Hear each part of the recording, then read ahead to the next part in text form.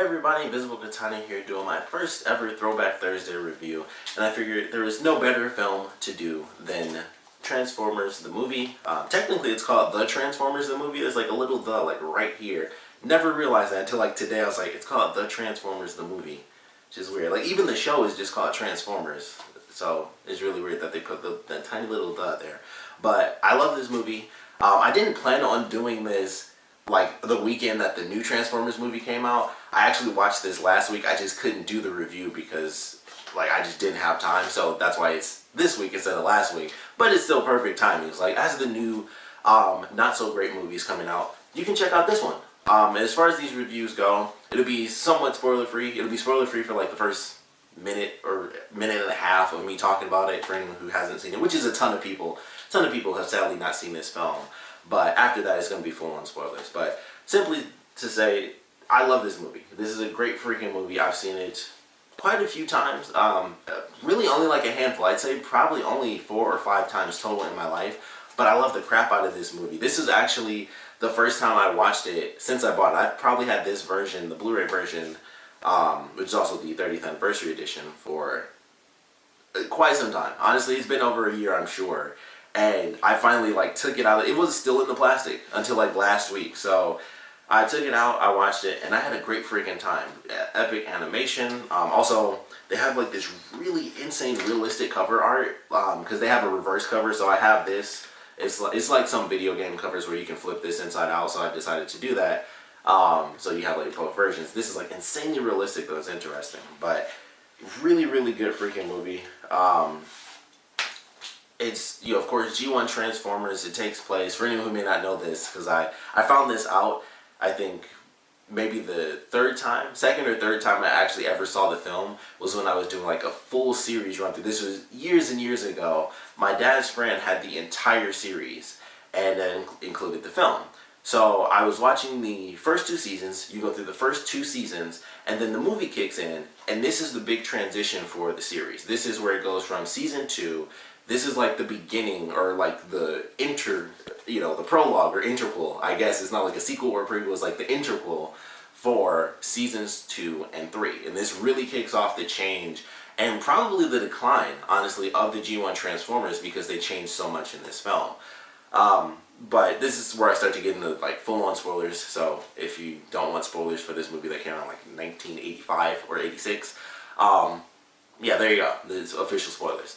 But going into this one, they kill off so many freaking characters. And when I first saw the movie, it was like, oh, yeah, people die here. I knew Optimus Prime. So it was like, oh, they killed Optimus Prime. And Megatron is changed to Galvatron. And I knew Starscream as well. But that was really it. I knew like those 3 characters when I first ever saw the movie. And then the second time I saw it was after I went through like the whole series. And it's like, this is a depressing effing movie. Like when you know the characters and you actually watched seasons 1 and 2, like even watching it this time, and it's been years since I've seen it, but I'm like, I still know those characters. That's like, the beginning of the movie, they kill off Ironhide and Prowl and some of the other characters that I can't really remember, but Ironhide is like Optimus Prime's best friend, and that always gets me. I'm like, man, Ironhide died. Like that's super sad to me. Like that's depressing. And Prowl gets killed off, and they kill off. Of course, Starscream dies in this, although he comes back later as a ghost. It's weird. But man, they kill off so many characters, and like the thing with Optimus was like, okay, yeah, they kill off Optimus, and it's that super emotional moment. But they kill off a couple of other characters. They kill off. I wish I could remember. I know Evac was one of them, and I can't remember the other character. But they don't even show how they died. It's just like this crazy battle where the Decepticons swoop in. They attack, the Autobot base on Earth, and it's just devastating. It's like you just see all these bodies, and it's like, I know that character, and they just get killed off. It's like, this is super depressing. One of the other big things is after going through the first 2 seasons, when I watch this movie and I see all the characters die, I'm like, why wasn't this character here? Why weren't I can't remember the names because it was so long ago since I watched G1. But like the planes that combine, I can't remember what they combined into, or like the aerial bots, I remember that. But I don't remember what they combine into. But I'm like, why weren't they there? They have combiners. They got combiners. They got a couple of giants. Of course they have the Dinobots in there. So that's like their heavy hitter for the movie, or like the Dinobots in this. But I'm like, the Autobots do have combiners. I know Devastator is like probably the most well known of the combiners out of like all Transformers, and of course, that's a Decepticon. but the Autobots have some too, and that's the type of nerdy stuff I think about when I see the movie now. Like, why were these characters at the Autobot base? Where was... I'm pretty sure Metroplex was in this. I'm pretty sure Metroplex existed as a character during this film. But it's like, where were these characters at? What's happening? There are, of course, a bunch of Decepticon characters that don't show up too. Like, the Combaticons don't show up, which, Devastator and Menasor, that would have been terrible. Everyone would have died, I think, in that case. Which, I'm familiar with that concept because of the Transformers Devastation video game. You have to fight both of them at the same time. It was insane. I was like, I don't see how this is supposed to be possible for me, but great game if you haven't played it. I did a Let's Play on it for anyone who might want to check that out. I'll put a link in the description to shamelessly plug my other videos, but Transformers Devastation is the G1 Transformers mixed with like the combat of Bayonetta. So if you like Bayonetta or, Devil May Cry, exact same people, well not the same people as Devil May Cry, but the same people that made Bayonetta made Transformers Devastation, and it's the G1 Transformers. It's Optimus, Grimlock, not all the Dinobots are there. It's a slim selection, unfortunately, of actual playable characters. It's only like 5 or 6 of the actual Autobots are playable, and you can't play Decepticons, but it's G1, it's the G1 voices, it's the G1 designs. It is a beautiful freaking game. But getting back to the actual film, I loved it. I've always loved this movie. The animation is absolutely phenomenal. The voice acting is really good. Of course, you have your classics, Peter Cullen and Frank Welker as Optimus Prime and Megatron, respectively. Then you, of course, have the more famous voices that are just brought in for the movie, and then I'm pretty sure are replaced. I can't remember. I would have to go back and like rewatch seasons 3 and 4 to hear the voices, but I'm pretty sure Leonard Nimoy does not, voice Galvatron for the entire rest of the series. I'm pretty sure Frank Welker comes in and then he just does Leonard Nimoy's voice as Galvatron.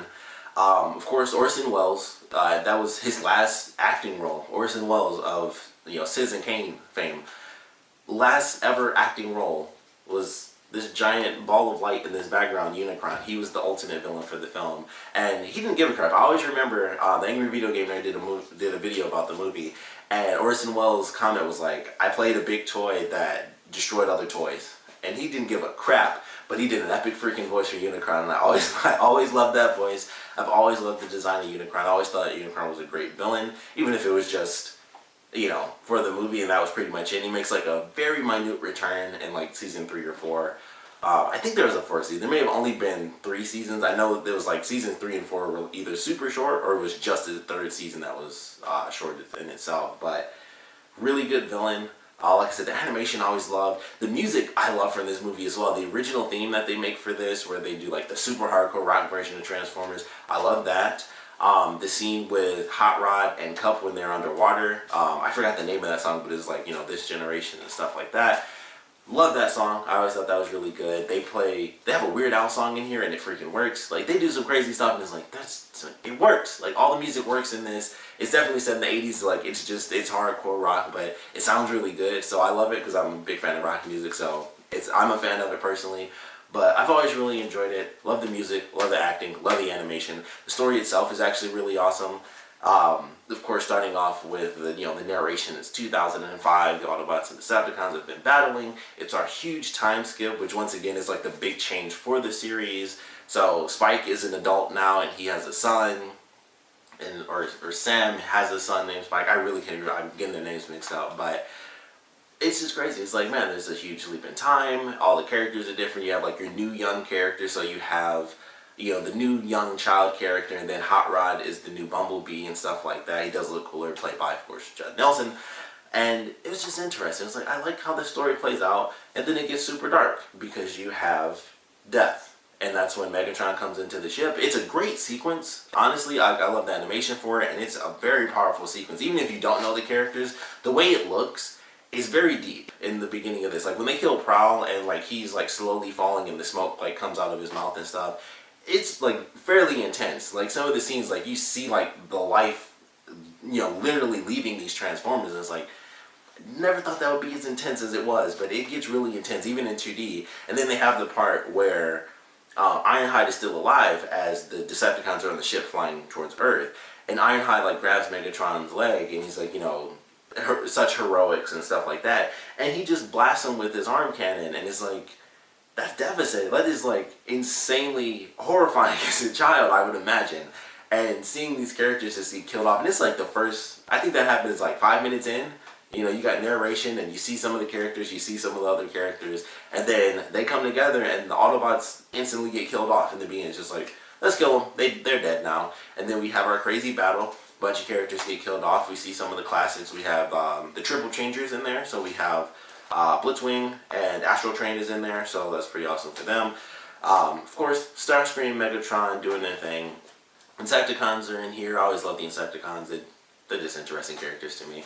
So we get to see them, and then of course we're introduced to basically this all new cast. That was pretty much why the movie exists. It was like, hey, let's just do a brand new cast of characters, and that's pretty much the only characters you get to see in the film. The only old characters are the Dinobots. Like, you see the Dinobots, you see Optimus. Outside of, you know, the characters that die, you have, well, I guess I can't even count Optimus. So you have the Dinobots. Technically, Bumblebee, Jazz doesn't get killed, because I think he's one of the characters that gets saved in like the last minute. So you have a couple of them. Blaster's in there, and I don't know what the heck happened to him. He fought Soundwave, and then he disappears after that. Like, everyone leaves, but he didn't. And I know he didn't die in that movie, so he just like vanished. So you have like all the new characters. My favorite of the new characters, honestly, is Ultra Magnus. I've always thought that was like the coolest name ever, and I loved his design. It's simple. It's like that dark navy blue and the white, and of course he's meant to kind of mimic Optimus Prime, and he was meant to be the leader, but of course ultimately that falls upon Hot Rod, and he becomes Rodimus Prime when he finally releases the Matrix. But it was always so freaking sweet. Like, they go through these crazy battles, and they're flying through space, and they land on the Junk Planet. They get split up, so they're on Junk Planet. The Dinobots, Hot Rod and Cup, they are on the Quintessons planet, so we get introduced to the Quintessons, who apparently inspired a character in the new Transformers film. There's a character called Quintessa, who I have to imagine is based off the Quintessons. But they run into them. They have this backwards thing where if you're considered innocent, that's when you get killed and you're dropped into this pit of like piranha bots and stuff, or like, you know, Sharkticons. So that was really crazy. And then we have, as Hot Rod and Cup are in the prison, that's when they run into one of the scientists from the very beginning of the film on the planet that was destroyed by Unicron, where he's just, you know, sucking everything up. So he talks about everything that's going on. It's like, it was terrible, and people were dying, and this and that. And then sadly he gets killed. And they never really talk much about what these judgments are, like what they're being considered innocent or guilty of. It's kind of just like, it was almost like they were invading, but they weren't. It was like they were kind of just captured on the planet, so they were considered bad guys, and that seemed to be pretty much it for what the Quintessons were kind of judging everyone on, and it was just like, yeah, whatever, kill them. And so that was pretty much it. But of course, you know, our main characters get dropped in, and they turn into the cars. They do like the little whirlpool thing. They end up saving themselves by kind of driving up in a circle and getting out of there. During this time, the Dinobots show up with Wheelie, who's meh. I just don't like, it's such a high-pitched voice, and he's so tiny, and it just feel like he does nothing. I don't know how many people really like Willie, but it's just like, I don't hate him like some people do, but it's like, he really doesn't do anything. He rhymes, and I think technically he led the Dinobots to where the Quintessons were, and that was about it. And he also doesn't really do much after that. He kind of disappears too, now that I think about it, but he's in the rest of the series. He does exist after this movie. He's in the rest of the series. He's one of the main characters, but he disappears in the movie as well. I didn't think of this as I was watching, but this is kind of popping up in my head. Like, these characters just show up and then they randomly vanish. Like, he helped the Dinobots, and I'm pretty sure he was on the Quintesson ship after they stole it. And then after that, the Quintesson ship is used to pierce Unicron's eye, but Cup never shows up again. And like I said, Blaster, I guess he's on Earth. I don't even know. But yeah, characters that show up and disappear, but it's still really good because it's a Transformers movie and it's effing great, and I love it all the way through. Of course, you have, early in the film, the Battle of Optimus versus Megatron, which has been reverberated across the generations of the series, where they repeat the lines, "One shall stand, one shall fall." That's happened in the live-action movies. It's happened in Transformers Prime. It's parodied, actually, in certain video games. For anyone who's a fan of Saints Row the Third, they do it in that game. Or actually, no, Saints Row 4, they do it. So I love that. They even play the song, of course, You Got the Touch. That's, if you hear that and you're a Transformers fan, you think of Transformers. So, love that song as well. But that's like that famous moment, "One shall stand, one shall fall," and they have this really great battle. And then Cup was like super, like, I didn't realize this before as a kid when I was younger, but watching it now, Optimus versus Megatron, that was meant to be like, one of us is about to die here, and like Cup was like just this old war vet of a Transformer. Is like, he's like Megatron is kind of down in the dumps, and Optimus is kind of winning. Cup is like, kill him, like he was like, kill him now, like do it now, like kill this dude. And it was like, man, that's kind of a little. It felt a little bloodthirsty. It was weird. I was like, huh, this is real war. Like this is probably the most serious the Transformers ever, or at least the G1 Transformers has ever been. Of course, not counting the actual comic books. So it was kind of crazy. He was like, yo, kill him. Like he didn't. I don't think he actually says kill him, but he's like, do it. Do it now, Prime, to actually, of course, get rid of him. But naturally, that fails because Megatron tries to make this little plea with Optimus to stall so he can grab a blaster. And of course, Hot Rod shows up. Somehow, I guess he's just not strong, because he gets him from behind. It's like, oh no you don't, Megatron. And so he tries to grab him from behind, and somehow Megatron like reverses a chokehold where he's got a dude on his back, and then it basically reverses, and it's like, surprise, now I got you in a headlock. And I'm like, Hot Rod, what the F, man, you suck. So of course, that, kind of stalls Optimus, because it's like he can't get the shot off because he doesn't want to hit Hot Rod. So he gets blasted where he was stabbed, and that's when like a lot of the smoke and electricity is coming up, and he's about to die. And they have a great, I still love, this is one of my favorite moments in the whole movie, but when Megatron thinks he has Optimus down, and Optimus does like that hammer fist and just like knocks him off the cliff, I love that moment. Like the music like swells when he hits him, and it's just like a great little instrumental theme. And he's just, he falls down. I always call it a cliff, but technically it was just like the base. But it was a cliff because it drops off. So he gets hit in the air. He lands on the second level. Then he falls all the way down to the main level. He can't move, so they have to pick him up, put him on Astrojet. And I just always love that moment when it's like he thought he had Optimus, and like his final move, he just hammer fist and knocks him off the cliff. And I always love that moment. It's always super cool. And then it leads to another one of my favorite moments when they're on Astrojet, and it's like, hey, you guys are too fat. I can't make it back to Cybertron. We got to dump some of this weight off. So that was interesting. I don't know why that was the case either. I'm thinking of a lot of things I never thought of before, but the Decepticons can all fly. Like that was the thing that was in like the first episode. They got rid of the Autobots' abilities to fly.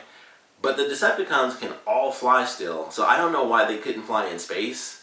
At least like a little bit, and be like, hey, just slow down a little, Astrojet. But for the purposes of the movie, it was like, this is how we're going to get rid of a bunch of characters. We have one of my favorite lines from the whole movie, which is when Soundwave is like, I'll take over. And so, of course, he releases, his cassettes. And Rumble comes out and is like, nobody calls Soundwave uncharismatic and stuff like that. So I love those lines, and they have the little spout, but it's like basically everyone who's healed stays, everyone who's wounded goes. So of course Megatron is one of the wounded, and he gives that line where he's like, I still function, and Starscream finally gets his little moment, and it's just like, wanna bet? And he just drops him off, and it's just like, see ya. And I always loved that moment. I always thought it was really good. And like, I just imagine how angry Megatron was. He's always pissed. He's always backhanding him or kicking him or like shooting him somewhere random that's not fatal. And that was that moment where Starscream finally had all that time he was talking. It led up to some action for once, and it was just like, also Megatron couldn't fight back, so there's some action there. And it's just like, here you go, space, and he just leaves him to die. And Starscream decides he's gonna take over. Naturally, he gets destroyed when Megatron's turned to Galvatron. Goes in, blasts him. Also, probably one of the best parts of animation the entire film is when Starscream gets blasted and he like turns to ash, and the helmet doesn't, and it actually, which doesn't make sense, but the helmet doesn't, and it's weighing on top of the ash, and it crumbles the ash from the top of his head down, and he falls, and of course the crown tumbles to the ground. Even that outfit has been mocked, or not mocked, but like reused in some of the other series. I think it was like Transformers Armada or Energon. It was like one of the series, one of the shows in that series that went in line. That outfit that he wears with like the cape and like the shoulder pads and the helmet, they recreate that in one of the like Energon / Armada shows, and like that's just how famous this movie is, where it's like elements from this movie are used throughout the generations of Transformers, even for fans today who are younger than me. Even me, like I of course wasn't born when this movie came out. I was born in '92. So even I have to go backwards to have seen this film. So there's just so many elements from this one moment in Transformers time that still is used to this day in current television shows for Transformers and stuff like that. And in the films, whether it's live action or the shows if they're animated. So it shows the impact that it had as like the first Transformers movie, and it's just great all the way through. I know I'm not doing that much of a review. I'm just going through like tiny moments here and there, but the movie's this old. It's basically just an excuse to be like, this is why I like Transformers. But I love the freaking movie. Like, I've always thought it was really good. Getting to the end when they fight Unicron is super awesome, and then of course you have a Hot Rod eventually being split up, and this is after, you know, all this madness is like, of course, Ultra Magnus was supposed to be the leader. That's where we get, I'm pretty sure that's the second time. The first time is Sam, where he says, oh shit, what are we going to do? And then later in the film, Ultra Magnus says, damn it, when he can't get the Matrix to open up. But of course we have Hot Rod split from everyone else. He's dealing with Galvatron. Galvatron has the Matrix leadership because, you know, he like blood, which was I definitely thought of this when watching it. The one person that doesn't effing die in this movie is Ultra Magnus, and he gets like blown to pieces. But the people from the junk planet are like, no biggie, we can put them together. They squirt like some clear oil on him, and it's like, he's back to life. But we saw like Optimus get shot in a hole. He dies. People get shot like in chest compartments and is like dead. He blew up, and they put him back together. I was like, that. I remember that bugged me like the last time I watched the movie too. I was just like, all the people that died, this dude effing blows up, and it was like, he's cool. Put him back together, no biggie. Super weird, but then the movie's super awesome. Of course, Hot Rod becomes Rodimus Prime.